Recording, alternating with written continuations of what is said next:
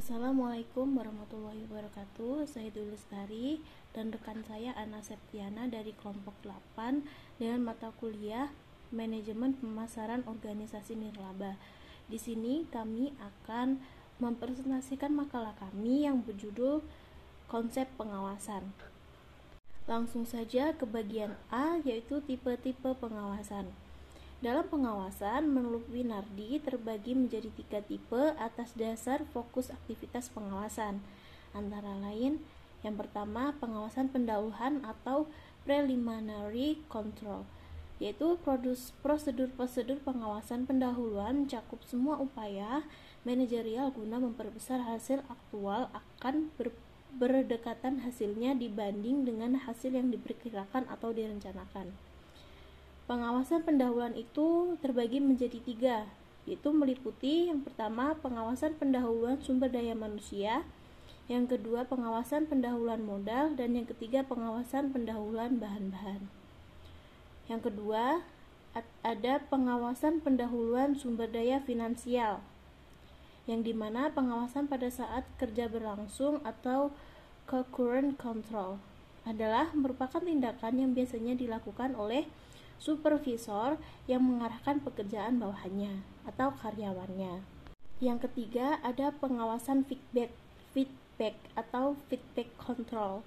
Yang di sini ciri khas dari metode pengawasan adalah feedback control atau umpan balik yang diartikan sebagai dipusatkan pada hasil historical sebagai landasan untuk mengoreksi tujuan yang akan datang. Sejumlah pengawasan feedback banyak dilakukan oleh dunia bisnis, antara lain. Jadi di dalam feedback control ini terbagi menjadi beberapa, tapi di sini kami sebagai makalah hanya menyebutkan 4. Di antaranya analisis laporan keuangan, yang kedua analisis biaya standar, yang ketiga pengawasan kualitas, dan yang keempat evaluasi hasil pekerjaan atau karyawan. Untuk yang selanjutnya ada jenis-jenis pengawasan. Jenis-jenis pengawasan di sini terbagi menjadi 4. Yang pertama pengawasan intern dan extern. Jenis pengawasan dalam sebuah usaha yang pertama yakni pengawasan intern dan extern. Pengawasan intern itu pengawasan yang dilakukan oleh orang atau badan yang berada di dalam suatu unit usaha yang menyelenggarakan kegiatan. Sedangkan pengawasan bentuk ini biasanya dilakukan oleh atasan secara langsung oleh Inspektorat Jenderal. Jadi kalau intern itu di dalam sebuah unit usahanya, kalau extern itu di luar unit usaha. Terus yang kedua ada pengawasan aktif dan pasif. Pengawasan aktif adalah pengawasan yang dilakukan di mana tempat sebuah kegiatan itu dilakukan. Dapat dikatakan pengawasan dalam pengawasan aktif akan terjun langsung ke lapangan dalam meninjau segala kegiatan yang dilakukan di sana. Yang nomor 3 di sini ada pengawasan preventif dan less preventif. Pengawasan preventif merupakan jenis pengawasan yang dilakukan sebelum sebuah kegiatan dilaksanakan. Tujuannya ini hanyalah untuk mencegah adanya penyelewengan pada kegiatan tersebut. Biasanya pengawasan ini dilakukan oleh sebuah badan usaha untuk menghindari adanya pemanfaatan keuangan oleh oknum nakal sebelum dimulainya suatu kegiatan. Dan yang terakhir ada pengawasan kebenaran formil. Jenis pengawasan dalam perusahaan yang terakhir yakni pengawasan kebenaran formil. Pengawasan ini ditujukan untuk menghindari adanya korupsi, pemborosan, dan juga penyelewengan anggaran negara yang menyelibatkan sebuah badan usaha atau perusahaan.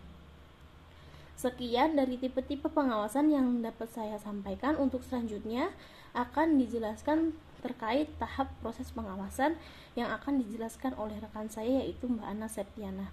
Jika ada yang belum jelas bisa ditanyakan untuk sesi terakhir tanya jawab. Terima kasih. Wassalamualaikum warahmatullahi wabarakatuh. Untuk yang selanjutnya, saya akan menjelaskan yang poin B, tahap proses pengawasan. Ada beberapa tahapan dalam proses pengawasan, yaitu yang pertama, penetapan standar pelaksanaan perencanaan. Penetapan standar adalah standar mengandung arti sebagai suatu satuan pengukuran yang dapat digunakan sebagai patokan untuk penilaian hasil-hasil tujuan. Yang kedua, yaitu penentuan pengukuran pelaksanaan kegiatan.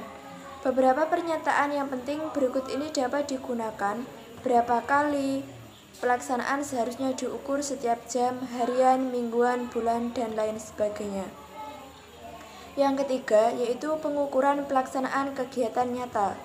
Pengukuran pelaksanaan dilakukan sebagai proses yang berulang-ulang dan terus-menerus. Ada berbagai cara untuk melaksanakan pengukuran. Yang pertama yaitu pengamatan, laporan-laporan. Yang kedua, laporan-laporan. Yang ketiga, metode otomatis. Yang keempat, inspeksi pengujian. Untuk yang selanjutnya yaitu yang keempat, perbandingan pelaksanaan kegiatan dengan standar dan analisis penyimpangan. Yang kelima, pengembalian tindakan koreksi bila diperlukan. Bila hasil analisis menunjukkan perlunya tindakan koreksi, tindakan ini harus diambil. Tindakan koreksi dapat diambil dalam berbagai bentuk. Standar mungkin diubah, pelaksanaan diperbaiki, atau keduanya dilakukan bersama-sama. Pentingnya pengawasan. Perubahan lingkungan organisasi. Berbagai perubahan lingkungan organisasi terjadi terus-menerus dan tidak dapat dihindari, seperti munculnya inovasi produk dan pesaing baru diketemukan melalui bahan baku baru, adanya peraturan pemerintah baru, dan sebagainya. Melalui fungsi pengawasan, manajer mendeteksi perubahan-perubahan yang berpengaruh pada barang dan jasa organisasi. Peningkatan kompleksitas organisasi semakin besar. Organisasi semakin memerlukan pengawasan yang lebih formal dan hati-hati. Yang poin C, karakteristik pengawasan. Yang pertama, akurat. Informasi tentang pelaksanaan kegiatan harus akurat. Yang kedua, tepat waktu informasi harus dikumpulkan. Yang ketiga, objektif dan menyeluruh.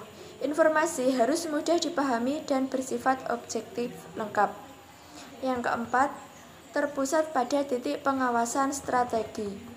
Yang kelima, realistik. Secara ekonomi, biaya pelaksanaan sistem pengawasan harus lebih rendah atau paling tidak sama dengan kegunaan yang diperoleh dari sistem tersebut. Yang keenam, realistik secara organisasional. Yang ketujuh, terkoordinasi dengan aliran kerjasama organisasi. Dan yang terakhir, diterima para organisasi, sistem pengawasan harus mampu mengarahkan pelaksanaan kerja para anggota organisasi dengan mendorong perasaan otonomi, tanggung jawab, dan berprestasi. Demikianlah presentasi dari kelompok kami. Ada kurang lebihnya kami mohon maaf. Wassalamualaikum warahmatullahi wabarakatuh.